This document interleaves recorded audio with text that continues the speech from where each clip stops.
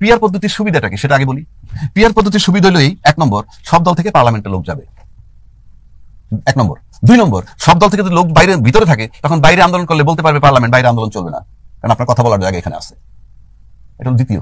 3 নম্বরটা কি, ভোটার যে ভোট দিবে সে চিন্তা তার ভোটটা বিফলে যাবে না, কারণ ভোট দেওয়া মানে একজন প্রতিনিধি দিলেও সে পার্লামেন্টে যাবে। এটা আপনি সুবিধা ধরতে পারেন। আর যদি বলেন অসুবিধাটা কি, অসুবিধা হলো মানে মেজরিটি 201টা সিট নিয়ে কোনো দল যাইতে পারবে না, সরকারটা হবে নরবরে, সকাল বিকাল চেঞ্জ হবে, এতে সরকার আনস্টেবল হয়। এটা আমি অস্বীকার করছি না, আমাদের মতো ভঙ্গুর অর্থনীতির দেশে তো। কিন্তু প্রশ্ন হচ্ছে আপনি স্বচ্ছ হন, ট্রান্সপারেন্ট হন। এই যে স্বচ্ছতার কথা আমরা বলি, আপনি ট্রান্সপারেন্ট হন, আপনি মানে পিআর পদ্ধতিতে অসুবিধা নেই। কিন্তু এরকম ভালনারেবল পার্লামেন্ট যে দেশে থাকে সেই দেশগুলো থেকে বিদেশি ইনভেস্টমেন্ট, লোকাল ইনভেস্টমেন্টও তো অনেক সময় হয় না। আমি একটা কথা বলি আপনাকে, জি, আপনি যদি শুধুমাত্র যেমন বাংলাদেশে কয় না অনেকে অমুক ব্যাংকের থেকে টাকা নিয়ে গেছে, অবশ্যই এটা অর্থনৈতিক মব, কিন্তু অমুক থেকে অমুক টাকা নিয়ে গেছে, যদি আপনার কাছে 2000 কোটি টাকা থাকে, টাকাটা যদি দেশে থাকে তাহলে কিন্তু লোকসান খুব একটা হয় না। কেন হয় না? ব্যাংকের টাকা তো মেরে দিলেন, কিন্তু টাকাটা তো আপনি দেশে খরচ করবেন, তার মানে টাকাটা আলটিমেটলি দেশের মাঠে চলে যাবে, কিন্তু টাকাটা যদি পাচার হয়ে যায় সেটা বিশাল ক্ষতি।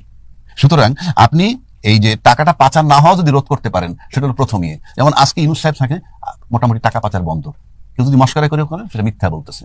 এই যে টাকা পাচার বন্ধ হইলে তো আপনার একটা ডেভেলপমেন্ট হয়। আপনার যদি আউটগোয়িং পাইপটা কমে যায়, যেমন ইনকামিং পাইপ 5 ইঞ্চি, আউটগোয়িং পাইপ 7 ইঞ্চি, তাহলে আপনি চৌবাচ্চায় পানি থাকবে না। কিন্তু ইনকামিং পাইপ চাই 5 ইঞ্চি, আউটগোয়িং পাইপ 3 ইঞ্চি বানাই ফেলছেন, তাহলে কিছু জমবে। এখন সেই জায়গাটা আমরা আছি, জমছে তো কিছু। কেউ বলে যে ব্যবসা বাণিজ্য কলাপস, কার ব্যবসা বাণিজ্য কলাপস হয়েছে? এই মোবাইলটার দাম বাইরে গেছে, ফর এক্সাম্পল। এই মোবাইল যিনি আনেন বাইরে থেকে ইম্পোর্ট করে, গাড়ির চাক্কা যিনি আনেন, সে 100 কোটি টাকার ট্রানজাকশন করেন। ব্যাংকে ঢুকছেন, টাকা লাগবে, টাকা দেন, চাক্কা আনবো। এখন ব্যাংকে ঢুকে টাকা চাইলে টাকা পায় না, না পাওয়ার কারণে টায়ার ওই কায়দায় আসে না। 500 কোটি টাকা নিয়ে 200 কোটি নিয়ে টায়ারের ব্যবসা 300 কোটি টাকা মেরে দিচ্ছে, সেটা হচ্ছে না বলে ব্যবসায়ীদের বেকায়দা। কেন ব্যবসায়ী আটকে রাখছে কেউ? না, বিদেশি ইনভেস্টমেন্ট তো অনেক ক্ষেত্রে আটকে আছে। বিদেশি ইনভেস্টমেন্ট ছুটে গেছে কি? বিদেশি ইনভেস্টমেন্ট ছুটে গেছে কি? মানে হাসিনা আমলে ছুটে যাওয়ার কি আসেনি তো। আমরা একটি ওই যে বিমস্টেকের একটি দেখলাম, সামিট দেখলাম। হ্যাঁ, সেই সামিটেও তো নানান দেশ থেকে নানান লোকজন আসলো, উদ্যোক্তারা আসলো, তারা তো ওইভাবে কাঙ্ক্ষিত ইনভেস্টমেন্ট করেছে। আপনার কাছে কি মনে হয়? না, এটা দায়টা কার?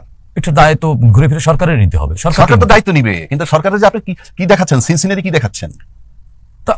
আপনার ঘর যদি আপনি সামলাতে না পারেন, আপনার এখন সেক্ষেত্রে আপনার সন্তানকে দায় দিবেন? অভিভাবক হিসেবে তো আপনি রেসপন্সিবল। সরকারি তো লায়াবিলিটিস নিতে হবে। আবার সেই একই পুরনো কথা বলতে হয়, অবশ্যই সরকারের দায়, অবশ্যই সরকারের দায়। এখন সরকারের দায় যদি হয়, সরকার কাকে নির্বাচন না দিলে আপনি কি করবেন? ফর এক্সাম্পল, আন্দোলনকে সরাই দিবেন, কথার কথা বলছি। তো সরকারের দায় এটা নিয়ে মাঠে নামেন না কেন? নামেন না কেন? মাঠে তো আছে, কই গণতন্ত্রের ডিমান্ড নিয়ে তো রাজনীতি। আপনার কারণে ইনভেস্টমেন্ট আসতেছে না, আপনার কারণে দেশের ক্ষতি হচ্ছে, আপনি নামতেছে না কেন? ইনফ্যাক্ট অভ্যন্তরীণ ইনভেস্টমেন্ট তো ওইভাবে হচ্ছে না। অভ্যন্তরীণ ইনভেস্টমেন্ট গিয়ে তো ব্যাংকে টাকা নিতে পারতেছেন না, আপনার কাঠ খরচ। শিল্পের প্রসারে তো আপনার ব্যাংকের ঋণ দিতে হবে। ব্যাংকের ঋণ দিতে হবে, কিভাবে হবে? এটি তো অন্যায় না। শিল্প কি লিল্লা টাকা দিয়ে দেয়? আপনি যেভাবে টাকা নিছেন, কোন ভদ্রলোক আপনাকে সঠিকভাবে টাকাটা ফেরত দিচ্ছে? না, সেটি আওয়ামী লীগের শাসনামলের সাথে যদি সব ব্যবসায়ীকে তুলনা করেন তাহলে তো হবে না। না, সব ব্যবসায়ীকে তুলনা করছি না। অধিকাংশ ব্যবসায়ী তো যারা জেনুইন ব্যবসায়ী, তাদের ব্যবসা তো ঠিক আছে। না, তাদের ব্যবসা তো ঠিক এই মুহূর্তে নেই। আমরা কিছুদিন আগে দেখলাম বিকেএমই, বিজিএমই এরা সংবাদ সম্মেলন করে বলেছেন, অনেক ধরনের লুফলস গুলো তুলে ধরেছে। বিজিএমই কিন্তু একটা অ্যাসোসিয়েশন, আপনি যদি ব্যবসায়ীদের অ্যাসোসিয়েশন বলছে এটা, আর ব্যক্তির ব্যবসা কিন্তু আরেক জিনিস। এফবিসিসিআই বলছে একটা, ব্যবসায়ীরা তো ইন্ডিভিজুয়াল কথা বলে না, তারা অ্যাসোসিয়েশনের মাধ্যমে সেটা বলেন। সেটা হলো কি যে আপনি বলতেছেন, এই যদি আপনি ওই তর্কে যান, আপনি যে এই সরকার আসার পর 200 আন্দোলন হয়েছিল, এই যে 200 আন্দোলন করছে, এটা কি এই সরকারের তৈরি করা সিচুয়েশন নাকি পিছনের আন্দোলন? পেছনের রেশ।